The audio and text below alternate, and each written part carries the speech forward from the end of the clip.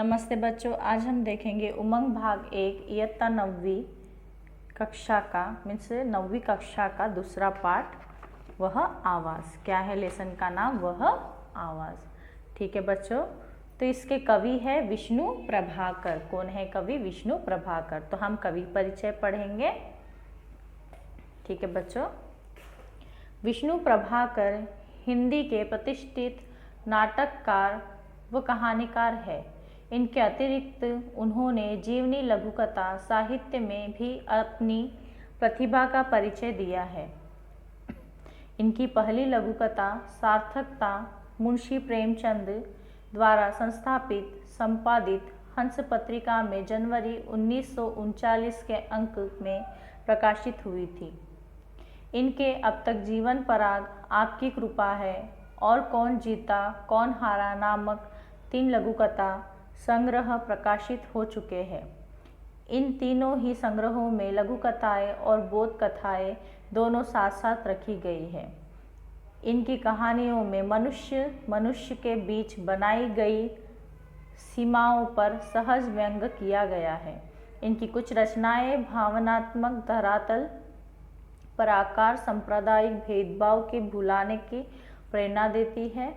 विष्णु प्रभाकर की सन 1963 के बाद लिखी लघुकथाएं मुख्य रूप में मानवीय संवेदनाओं की रचनाएं हैं। उन्होंने द्वंद्व के माध्यम से छिपे शुभ और सुंदर तत्वों को उभारने का कलात्मक प्रयास किया है। इन रचनाओं की ताकत इनकी सजग सरलता व सहजता में है।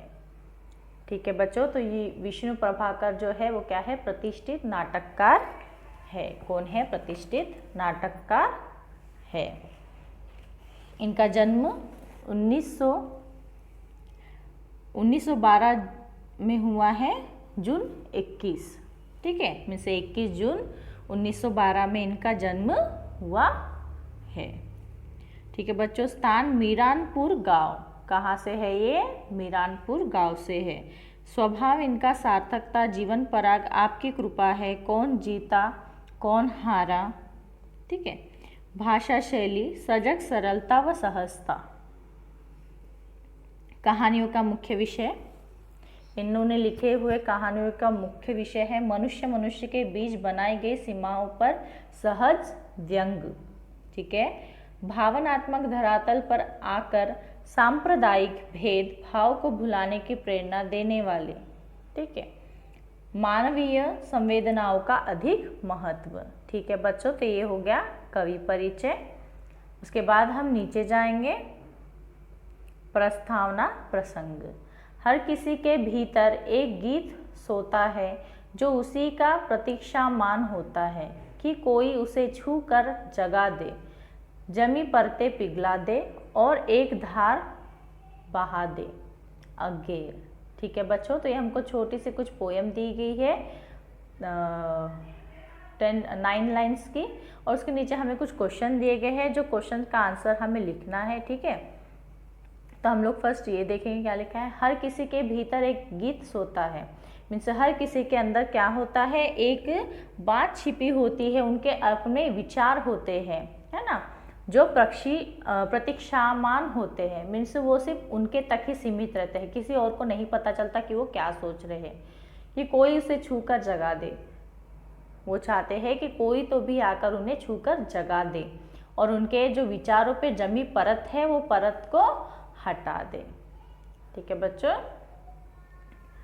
और एक धार बहा दे। और क्या करे? एक धार बहा दे। ठीक है बच्चों, तो हम प्रश्न देखेंगे।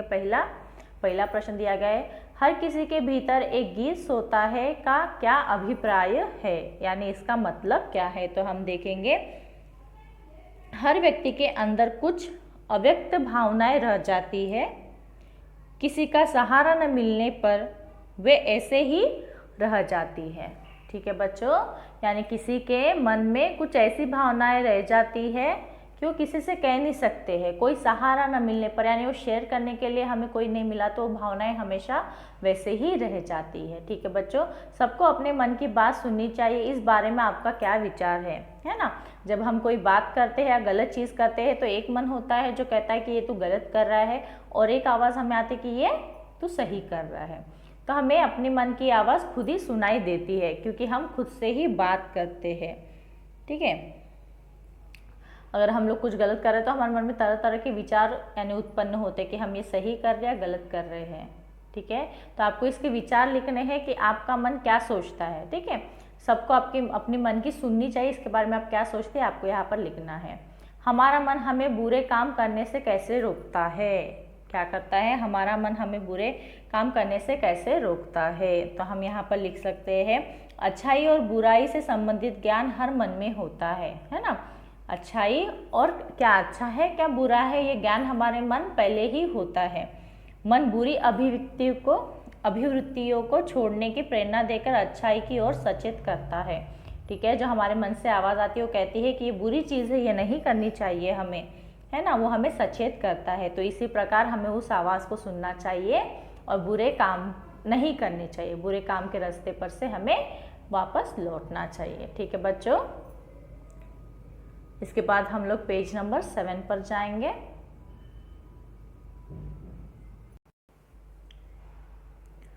मंदू जब स्कूल से लौटा तो वह बहुत थका थका सा था। घर के दरवाजे में प्रवेश करते ही वह अपनी माँ को मुस्कुराते हुए पाता था। आज उसकी माँ वहाँ नहीं थी, वह अंदर घुसा चला गया। उसने कमरे में जाकर बस्ता पटका और माँ की तलाश में निकल पड़ा। उसका जी कर रहा था कि वह झपट कर माँ के गले से लिपट जाए और रोना मुंह बनाकर उसे डांट पिलाए, आज तुम दरवाजे पर क्यों नहीं मिली, मुझे जोरों की भूख लग रही है। ठीक है बच्चों, तो ये बच्चा है मंटू नाम का, वो स्कूल से वापस आया और हमेशा क्या होता था कि जब भी वो स्कूल से वापस आता था तो उसे उसकी मम्मी दरवाजे पर उसका वेट करते हुए मिलती थी। मगर आज ऐसा हुआ है कि उसकी मम्मी क्या है, दरवाजे पर नहीं है। ठीक है, तो उसने क्या किया, अपना बस्ता यानी उसका बैग जो है वो अपने रूम में जाकर पटक दिया और वो मम्मी को ढूंढने के लिए निकल पड़ा, मम्मी की तलाश करने के लिए निकल पड़ा, क्योंकि आज उसकी मम्मी उसका वेट करते हुए दरवाजे पर खड़ी नहीं थी।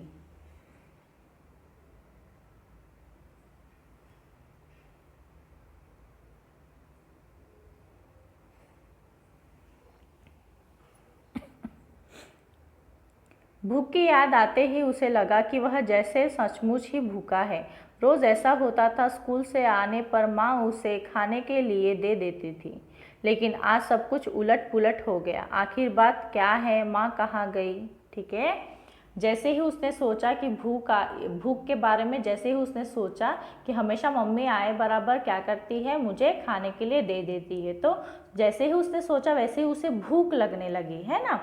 मगर क्या होता था, हमेशा उसकी मम्मी उसे खाना दे देती, मगर अभी उसको उसकी मम्मी ही नज़र नहीं आ रही थी। ठीक है, तो आज कैसा हो गया था, पूरा उलट पुलट हो गया था। आखिर मम्मी गई कहाँ? ठीक है, उसने सोचा कि मम्मी कहाँ गई, उसने ढूंढना शुरू किया। सोचता सोचता वह रसोई के पास वाले कमरे में जा पहुंचा। वहीं बैठकर वे लोग खाना खाया करते थे। वे लोग बहुत अमीर नहीं थे, उनके घर में बढ़िया सी खाने की मेज भी नहीं थी, लेकिन फिर भी जिस दिन किसी का खाना होता उस दिन 2-3 छोटी छोटी मेज़ें जोड़कर उन पर चादर बिछा दी जाती थी और खाना लगा दिया जाता था। ठीक है बच्चों, तो ये लोग जो है मंटू जो है वो ज़्यादा अमीर नहीं है, मगर फिर भी एक उनकी जगह थी। अगर कोई खाने पर आ रहा है तो उन लोग क्या करते थे, छोटे छोटे मेज यानी टेबल्स जो है वो पास में एकत्रित करते थे और वो एक टेबल के जैसा बना देते थे, जिस पर कि वो लोग खाना खाकर यानी बैठकर खाना खा सके। ठीक है बच्चों,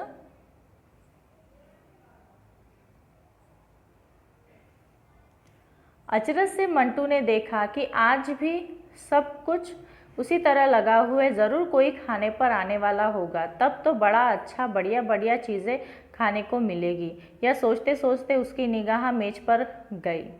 उस पर सजा था खाने का सामान, सेब, चीकू, संतरे, रसगुल्ले, दाल बीजी इत्यादि इत्यादि। ठीक है, वो जब सोच रहा था तो उसकी नज़र टेबल पर गई, तो उसने सोचा शायद आज भी कोई खाने पर आने वाले हैं, तो यही सोचते सोचते उसकी नज़र मेज पर गई। तो मेज पर क्या था, चीकू रखे थे, संतरे रखे थे, सब खाने का सामान रखा था। ठीक है, बहुत सारे चीज़ें रखी थी, जिसमें रसगुल्ले थे, संतरे थे, सेब थे, चीकू थे, दाल बीजी थी, ठीक है। तो इत्यादि सामान वहाँ पर रखा था। तो उसने सोचा शायद आज कोई खाने पर आने वाला है, यानी हमें बढ़िया बढ़िया पकवान आज खाने के लिए मिलने वाले हैं। उसने सोचा माँ ज़रूर रसोई घर में समोसे बना रही होंगी। हाँ, रामू भी दिखाई नहीं देता, वह ज़रूर बाजार गया होगा। पिताजी शायद अभी तक दफ्तर से नहीं आए, वे मेहमान को लेकर आएंगे, वे हमेशा ही ऐसा करते हैं। पर पप्पी अभी तक क्यों नहीं आई? ज़रूर उसके स्कूल में आज कोई खास बात है। उसे लगा जैसे वह अकेला है, आसपास कोई नहीं है। सामने फल और मिठाई देखकर उसके पेट में जोर जोर से चूहे कूदने लगे। ठीक है, क्या हुआ? मंटू को ऐसा लगा कि शायद मम्मी जो है वो किचन में होंगी, है ना, समोसे बना रही होंगी, ठीक है। और पिताजी जो है वो अभी तक आए नहीं हैं, वो शायद मेहमानों को लेकर ही आएंगी। और जो उसकी बहन है, वो बहन भी क्या है, शायद स्कूल में ही रह गई है, अभी तक नहीं आई, शायद उसे कुछ काम होगा। तो मंटू को ऐसा लगा शायद वो अकेला ही है। और वह सोचते सोचते उसे क्या लगने लगी, पेट में यानी भूख लगने लगी। चूहे भूख से कूदने लगे, ठीक है, उसे जोरों से भूख लगने लगी। तभी उसने सुना जैसे कोई उसका नाम लेकर धीरे से पुकार रहा, मंटू, ठीक है। तभी उसे एक आवाज़ दी, यानी उसे एक आवाज़ सुनाई दी कि कोई उसका आवाज़ यानी उसका नाम ले रहा है, मंटू कहकर उसे पुकार रहा है। मंटू चौंक पड़ा। मंटू क्या हो गया? चौंक पड़ा। उसे सुना कहाँ से आवाज़ आ रही है, मगर उसको कोई भी नहीं दिखाई दिया। उसने एकदम घूमकर पीछे की ओर देखा, लेकिन वहाँ तो कोई भी न था, ठीक है। जैसे ही उसे मंटू कहकर आवाज़ सुनाई दी तो उसने पीछे मुड़कर देखा, मगर उसे तो कोई भी नहीं दिखा। तब तक वह मेज के बिल्कुल पास आ पहुँचा था। अब वह सब कुछ भूल गया। उसने हाथ बढ़ाकर चीकू उठाया, एक रसगुल्ला लिया और इधर उधर देखकर उसने दोनों चीज़ें खाई। लेकिन बार बार उसे ऐसा लगता रहा जैसे किसी ने उसका नाम लेकर पुकारा है। मंटू, तुमने ठीक काम नहीं किया, यह चोरी है, तुमने माँ से नहीं पूछा, ठीक है। जब उसे आवाज़ सुनाई दी तो उसने पीछे मुड़कर देखा, मगर उसे कोई भी नहीं दिखा। तब तक वो क्या हो गया, मेज तक पहुंच गया था, टेबल तक पहुंच गया था। और उसने क्या किया, एक चीकू और एक रसगुल्ला देखते ही देखते खा लिया। मगर बार बार उसे एक आवाज़ सुनाई दे रही थी कि तुमने चोरी की है, तुमने माँ को नहीं बताया, तुमने ठीक नहीं किया।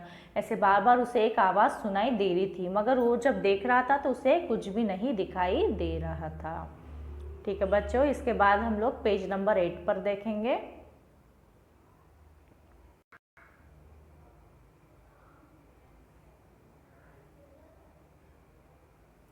इतने में चीखती चिल्लाती उसकी बड़ी बहन पम्मी भी वहां आ पहुंची।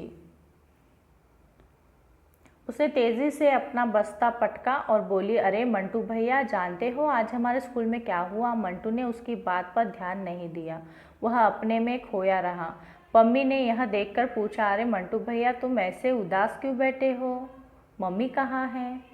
ठीक है, उतने में क्या हो गया, उसकी जो बहन है पम्मी नाम की, वह भागते हुए स्कूल से आई और उसने अपना बस्ता मीन्स अपना बैग पटका और मंटू भैया से कहा कि मंटू भैया, आप जानते हो कि आज स्कूल में क्या हुआ? मगर मंटू ने उसके बातों के तरफ ध्यान नहीं दिया।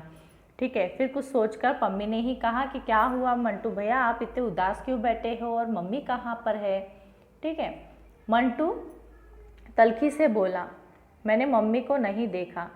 पम्मी बोली, तो आओ हम देखते हैं, आज अशोक चाचा चाय पर आने वाले हैं, वह उन्हीं के लिए समोसे बना रही होंगी। तो पम्मी ने कहा, तो आओ हम मम्मी को ढूंढते हैं, आज कौन आने वाले हैं? अशोक चाचा आने वाले हैं, शायद मम्मी उनके लिए समोसे बना रही होंगी। यह कहती हुई पम्मी रसोई की ओर भागी। मंटू उसके पीछे पीछे चला। ठीक है, इतना कहकर पम्मी जो है वो रसोई की तरफ भागी अपनी माँ को ढूंढने के लिए और उसके पीछे मंटू भी भागा। माँ रसोई घर में नहीं थी। दोनों बच्चे निराश होकर लौट रहे थे। तभी उन्होंने माँ को आते हुए देखा।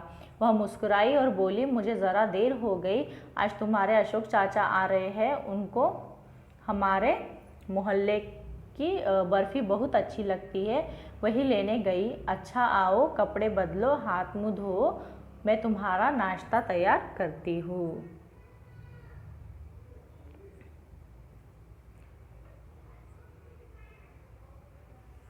ठीक है बच्चों, जब दोनों ने जाकर किचन में देखा तो वहाँ पर रसोई घर में दो यानी मम्मी नहीं थी उनकी, ठीक है, उनकी माँ नहीं थी।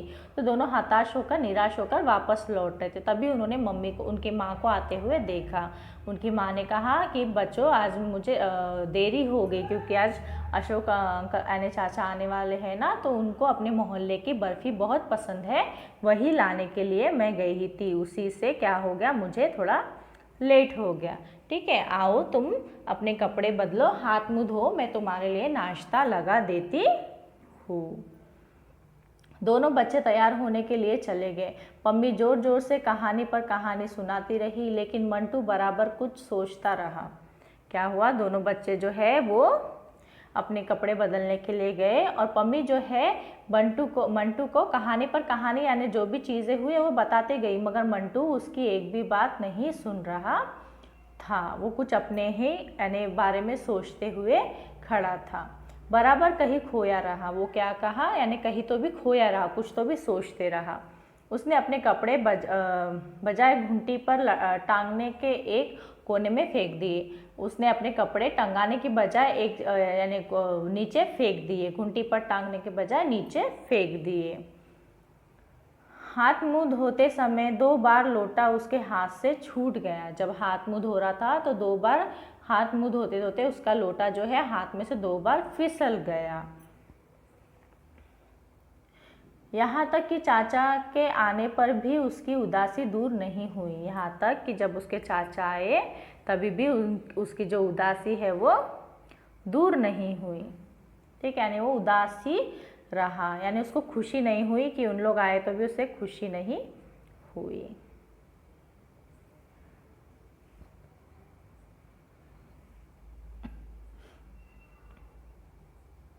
उसे खुश करने के लिए चाचा ने कई गीत सुनाए, किंतु वह नहीं हंसा। उस रात उसने एक सपना देखा, चीकू और रसगुल्ला उसके पेट में कूद रहे हैं और कह रहे हैं, मंटू तुमने हमें अपनी मम्मी से बिना पूछे खाया, तुमने ठीक काम नहीं किया। ठीक है बच्चों, चाचा ने उसे यानी हंसाने के लिए गाना भी गाया, मगर मंटू नहीं हंसा, वो उदास ही रहा। और उसी दिन रात में क्या हुआ, उसे एक सपना आया और सपने में रसगुल्ला आया और क्या आया, चीकू आया। और उसने कहा कि तुमने गलत किया है मंटू, तुमने अपनी मम्मी को नहीं पूछा, अपने माँ से बिना पूछे हमें खाया है। ठीक है, तुमने ये ठीक काम नहीं किया। वह सवेरे उठा, किंतु अब वह भी प्रसन्न नहीं था। जब वो सवेरे उठा तभी भी वो क्या था, प्रसन्न नहीं था, खुश नहीं था। उस दिन उसने स्कूल का काम भी मम्मी से ही कराया। उस दिन उसने क्या किया, जो उसका स्कूल का काम था वो भी अपनी माँ से ही कराया। स्कूल में सबसे पहला पीरियड गणित का था। आज उसने सारे सवाल ठीक थे। अध्यापक ने प्रसन्न होकर उसकी पीठ थपथपाई और कहा, मंटू तुम होशियार होते जा रहे हो, इस तरह मेहनत करोगे तो क्लास में फर्स्ट आओगे। ठीक है, जो फर्स्ट पीरियड था वो था गणित का, मीन्स मैथ्स का पीरियड था। तो मैथ्स के पीरियड में सभी सवाल उसने सही किए थे। ठीक है, तो जो सर थे उन्होंने खुश होकर उसकी पीठ थपथपाई और उसे कहा, बहुत बढ़िया, तुमने बहुत अच्छे से प्रॉब्लम सॉल्व किए हैं, अगर तुम ऐसे ही पढ़ते रहे तो क्लास में फर्स्ट आओगे, बहुत अच्छी मेहनत कर रहे हो। मंटू ने अध्यापक की बात सुनी, वह चुप रहा। उसे लगा जैसे किसी ने उसे पुकारा है, मंटू तुमने फिर गलत काम किया। मंटू थोड़ी देर चुप रहा और उसे सडनली फिर से एक आवाज़ सुनाई दी और उस आवाज़ ने कहा कि मंटू तुमने गलत काम किया, फिर से तुमने झूठ बोला है। ठीक है, इसके बाद हम लोग पेज नंबर 9 पर देखेंगे। मंटू को फिर से एक आवाज़ आई। उसने आवाज़ में सुना कि मंटू तुमने फिर से गलत काम किया, तुमने झूठ बोला। ठीक है, मंटू चौंक पड़ा। जैसे ही उसे वो आवाज़ आई मंटू चौंक पड़ा, लेकिन जितना ही वह चौंकता आवाज़ उतनी ही तेज़ होती। मगर जितना ही वो चौंकता था यानी आश्चर्यचकित होता, वो जो आवाज़ है वो उतनी ही यानी ज़ोर से आने लगती। ठीक है, उसे साफ साफ सुना, आवाज़ कह रही थी, मंटू तुमने ठीक काम नहीं किया। उसने साफ साफ यानी वो आवाज़ आई, उसने साफ साफ उस आवाज़ को सुना। उस आवाज़ में यानी उसे सुना ही आ रहा था कि मंटू तुमने सही काम नहीं किया, तुमने गलत काम किया है, सवाल तुमने अपने आप नहीं किया। उस आवाज़ ने क्या किया, जो सवाल है, जो प्रॉब्लम है, तुमने खुद सॉल्व नहीं किए हैं, अपनी मम्मी से कराए। ठीक है, वो आवाज़ क्या कह रही थी, मंटू तुमने जो ये प्रॉब्लम सॉल्व किए हैं तुमने नहीं किए हैं, तुमने अपनी माँ से कराए हैं। मंटू ने सोचा आखिर ये आवाज़ कहाँ से आती है, क्या मेरे अंदर से आती है, क्या रात के सपने की तरह सवाल भी मेरे पेट में बैठे हुए बोल रहे हैं। उसने सोचा जैसा मैंने रात का सपना देखा उसमें सेब और चीकू और रसगुल्ला जो बात कह रहे थे मेरे पेट में से, कहीं ये आवाज़ भी तो वहीं से नहीं आ रही है, उसने ऐसा सोचा। ठीक है बच्चों, तो ये सवाल भी कहीं मेरे पेट में से तो आवाज़ नहीं कर रहे हैं, वो ये सोचने लगा। मंटू को लगा जैसे उसे पसीना आ रहा है। वह मशीन की तरह सीट से उठा और अध्यापक जी की मेज के पास आ गया। वह धीरे से बोला, सर मैं आपको एक बात बताना भूल गया था। अध्यापक ने पूछा, क्या बात? मंटू ने धीरे से कहा, सर ये सवाल मैंने नहीं मेरे मम्मी ने किए हैं। ठीक है, जैसे आवाज़ बढ़ती गई मंटू को थोड़ा घबराहट हुई और मंटू जल्दी से उठा और वो अध्यापक के मेज के पास गया और उसने कहा, सर जी मुझे आपको एक बात बतानी है। तो अध्यापक ने कहा, क्या बात बतानी है? ये सवाल मैंने नहीं किए मेरे मम्मी ने किए हैं। अध्यापक ने मंटू को ऊपर से नीचे तक देखा। अध्यापक ने क्या किया? मंटू को ऊपर से नीचे तक देखा।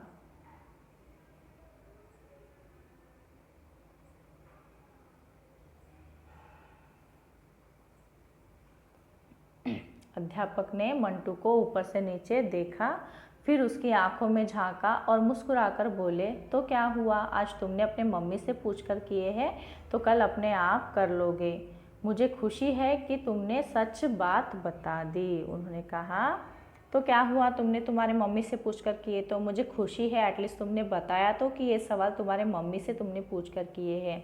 क्या हुआ? आज तुमने अपने मम्मी से पूछकर किए हैं, कल तुम खुद अपने मन से करोगे। मुझे अच्छा लगा कि तुमने मुझे सच बात बता दी। मंटू को लगा जैसे एक ही क्षण में सब कुछ पलट गया। मंटू को लगा जैसे कि यानी सब कुछ ठीक हो गया। वह बिल्कुल हल्का हो गया। वो कैसा हो गया? थोड़ा हल्का फील करने लगा। मास्टर जी जो कुछ पढ़ा रहे हैं वह सब उसे बहुत अच्छी तरह समझ आ रहा है। उसे बहुत खुशी हुई। वह दिन भर प्रसन्न रहा, लेकिन बीच बीच में मिठाई की बात उसे याद आती रही। क्या हुआ? जब मास्टर जी उसे जो भी पढ़ा रहे थे वो सब उसे समझ में आ रहा था, वो दिन भर प्रसन्न था, मगर बीच बीच में उसे मिठाई वाली बात सता रही थी कि उसने झूठ बोला है, उसने गलत काम किया है। मगर बाकी सब चीज़ों के लिए वो बहुत ही खुश था और उसे जो मास्टर जी जो गणित पढ़ा रहे थे वो भी समझ में आ रहा था।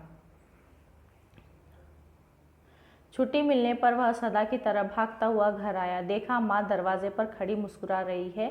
वह उसके गले से चिपट गया। मंटू बोला, मम्मी मम्मी मैं तुम्हें एक बात बताना भूल गया था। कल जब मैं घर आया था तो तुम मुझे यहाँ नहीं मिली थी। मुझे बड़ी भूख लग रही थी। तुमसे बिना पूछे मैंने एक रसगुल्ला और एक चीकू उठाकर खा लिया। जैसे ही स्कूल ख़त्म हुआ वैसे ही भागकर मंटू अपने घर आया और मम्मी उसकी जो माँ थी वो यानी दरवाजे में खड़ी रही, मुस्कुराकर उसका इंतज़ार कर रही थी। मंटू जाकर अपने मम्मी को चिपक गया और उसने कहा, मम्मी मुझे आपसे कुछ एक बात कहनी है जो मैं कल बताना भूल गया। जब मैं कल घर आया तो आप नहीं थे, मुझे बहुत भूख लग रही थी तो मैंने एक रसगुल्ला और चीकू खाया था। आपको बिना पूछे ही मैंने वो खा लिया था। मम्मी एक क्षण को गंभीर हुई। मीन्स एक क्षण में यानी एक टाइम यानी एक मोमेंट के लिए मम्मी थोड़ा सोचने लगी। ठीक है, थोड़ा गुस्सेदार हुई, फिर मुस्कुराकर बोली, फिर हंसते हुए बोली, तो कल तुमने चोरी की थी? उसकी माँ ने बोला, तो कल तुमने चोरी की थी, लेकिन कोई बात नहीं। उसकी माँ ने बोला, ठीक है मगर कोई बात नहीं, देर से ही सही तुमने बता दिया। ठीक है, उसकी माँ ने कहा, ठीक है तुमने कल जो किया सो किया, मगर आज बता तो दिया। आओ कपड़े बदलो, मैं तुम्हारे लिए नाश्ता लगाती हूँ। लेकिन हाँ बेटे, तुम्हें अपना अपराध स्वीकार करने के लिए किसने कहा? उसके मम्मी ने कहा, ठीक है बेटा कोई बात नहीं, एटलीस्ट तुमने कहा तो, कल जो किया तुमने आज आकर तुमने एक्सेप्ट किया और बताया। ठीक है, जाके अपने हाथ मुँह धो लो, कपड़े उतारो, मैं तुम्हारे लिए नाश्ता लगाती हूँ। मगर उसकी माँ ने क्वेश्चन पूछा, बेटा ठीक है तुमने जो किया, मगर तुम्हें ये सब करने के लिए किसने कहा? अपराध यानी तुमने जो गलती की वो स्वीकारने के लिए तुम्हें किसने बताया? मंटू ठिठका फिर बोला, मुझसे थोड़ा ठहरा और फिर बोला, पता नहीं मम्मी, तब से बराबर कोई मुझसे कह रहा है मंटू तुमने गलती की है। असली में मम्मी वह चीकू और रसगुल्ला मेरे पेट में बैठे बैठे बोल रहे हैं, सपने में मैंने उन्हें ही देखा था। वो थोड़ा देर ठहरा और मम्मी से बोला, पता नहीं मम्मी, कोई बार बार मुझे कह रहा है कि तुमने कुछ गलत किया है। मैंने सपने में देखा कि चीकू और रसगुल्ला दोनों मेरे पेट में से मुझे बोल रहे हैं कि तुमने गलत किया, शायद उन्होंने ही मुझे यह बताया होगा।